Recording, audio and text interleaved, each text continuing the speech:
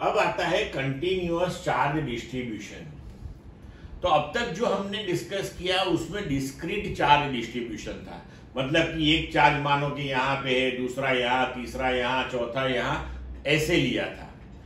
लेकिन चार्ज जो है अगर कंटिन्यूअसली डिस्ट्रीब्यूट है किसी सिस्टम में, तो उसका इलेक्ट्रिक फील्ड किसी पॉइंट पे हम कैसे कैलकुलेट कर सकते हैं, वो हमें देखना है। तो यहां हमें 3 टाइप्स ऑफ चार्ज डिस्ट्रीब्यूशन देखने हैं। वन है लाइन डिस्ट्रीब्यूशन ऑफ चार्ज। तो देखो कि सपोज के charge is continuously distributed on this particular line, और मानो कि हम एट पॉइंट P इस डिस्ट्रीब्यूशन का इलेक्ट्रिक फील्ड फाइंड आउट करना चाहते हैं, राइट। तो हम क्या करेंगे, यहां एट पॉइंट P एक चार्ज हमने Q रख दिया। Suppose position vector of this point P that is R। तो अब यहां पे कॉन्सेप्ट हम क्या यूज करेंगे कि ये जो पूरा लाइन चार्ज डिस्ट्रीब्यूशन है उसको हम सो मेनी इनफाइनेटिसिमल स्मॉल, मतलब कि बहुत छोटे छोटे छोटे छोटे लाइन एलिमेंट में डिवाइड करेंगे। जैसे मैंने यहां पे एक ऐसा स्मॉल एलिमेंट दिखाया है dl डैश। अब ऐसे छोटे वाले वेरी स्मॉल एलिमेंट जो है उसके ऊपर कितना चार्ज है वो हम कैलकुलेट करेंगे, एंड देन आफ्टर वो चार्ज इस चार्ज पे कितना फोर्स अप्लाई करता है वो कैलकुलेट करेंगे। अब ये कंटिन्यूअस डिस्ट्रीब्यूशन है, ये वेरी स्मॉल है, तो उसको हम लिमिट टेंड्स टू 0 करेंगे। तो बाद में ये सभी एलिमेंट का जो फोर्स कैलकुलेट करके उसका सम अप करे तो रिजल्टेंट मिलेगा। तो उसके लिए हमें इंटीग्रेशन करना पड़ेगा, सिंपल, राइट। तो अब गिनते हैं, देखो कि यहां पे continuous distribution of charge over a line हमने कंसीडर कर लिया। Now we want to calculate the force acting on a charge Q situated at point P due to this particular charge distribution, और वो ऐसे कैलकुलेट होता है। तो पहले हमें dl डैश ऐसा एलिमेंट लेके उसके ऊपर का चार्ज कैलकुलेट करना पड़ेगा। तो उसके लिए हम इसकी लीनियर चार्ज डेंसिटी पहले गिनते हैं कि let the amount of charge per unit length of the line be lambda. So charge per unit length that is called linear charge density. तो lambda that is total charge on the line divided by total length of the line Q by L। तो इसको बोलेंगे हम linear charge density, that is charge per unit length. इसका unit हो जाएगा coulomb per metre. अब हम consider करते हैं कि मानो कि dl डैश पे चार्ज dq है। अब चार्ज जो डिस्ट्रीब्यूटेड है उसके लिए लैम्बडा कांस्टेंट है मानो कि, तो सिंपली हम लैम्बडा लिखेंगे।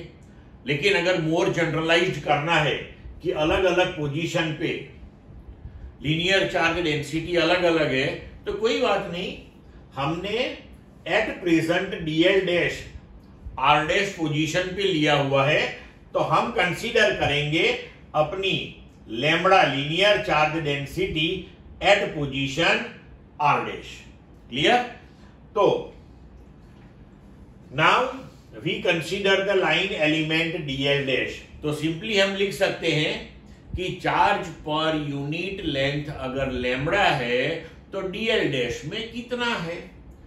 अगर dl डैश में हम लिखते हैं कि dq चार्ज है तो that dq charge is lambda at position r dash into dl dash. अब देखो कि force acting on charge Q due to this particular charge residing on this element dq, as per Coulomb's law we can write kq dq upon magnitude r minus r dash cube into r minus r dash। Sorry. अब यहां पे total force हमें find out करना है, तो फिर integration लेना पड़ेगा। ये इंटीग्रेशन हम पूरी लाइन पे लेंगे, मतलब कि पूरी लाइन पे हम dl डैश जैसे n एलिमेंट्स कंसीडर करेंगे। Due to each element q पे जो फोर्स लगता है वो कैलकुलेट करेंगे, एंड देन आफ्टर उसका समेशन। तो डिस्ट्रीब्यूशन कंटिन्यूअस है, element very small, limit tends to 0, तो वो समेशन हम इंटीग्रेशन से रिप्रेजेंट कर सकते हैं। सो इंटीग्रेशन df ये लाइन पे लेना है, तो यहां पे L सिंबल किया, यहां भी लिखना पड़ेगा L। सो k q dq upon magnitude r minus r dash cube into r minus r dash. अब dq की वैल्यू सब्स्टिट्यूट कर दो, तो f that is k q integration lambda r dash dl dash upon r minus r dash cube into r minus r dash. Clear? तो अगर हमें force मिल गया इस चार्ज q पे, तो अब फोर्स अपॉन चार्ज कर लेते हैं। तो ये चार्ज q जो है उसको लेफ्ट साइड ले लो, तो intensity of electric field at that point due to linear charge distribution, that will be E, that is F upon Q equal to K integration over the line lambda R dash dl dash upon R minus R dash cube into R minus R dash। तो इस तरीके से हम intensity of electric field at this particular point due to linear charge distribution calculate कर सकते हैं। अब देखो इसका बेनिफिट क्या है कि एक बार हमने ये जो पॉइंट है अपना P, वहां पे electric field due to this distribution find out कर लिया।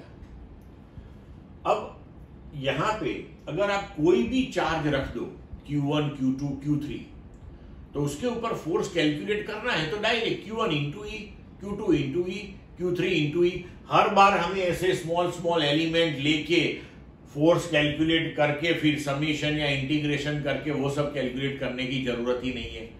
तो इलेक्ट्रिक फील्ड वो ऐसी फिजिकल क्वांटिटी है कि हम कह सकते हैं कि that is the representative of that entire charge system. वो सिस्टम जो है उसको रिप्रेजेंट करती है। क्लियर बच्चों?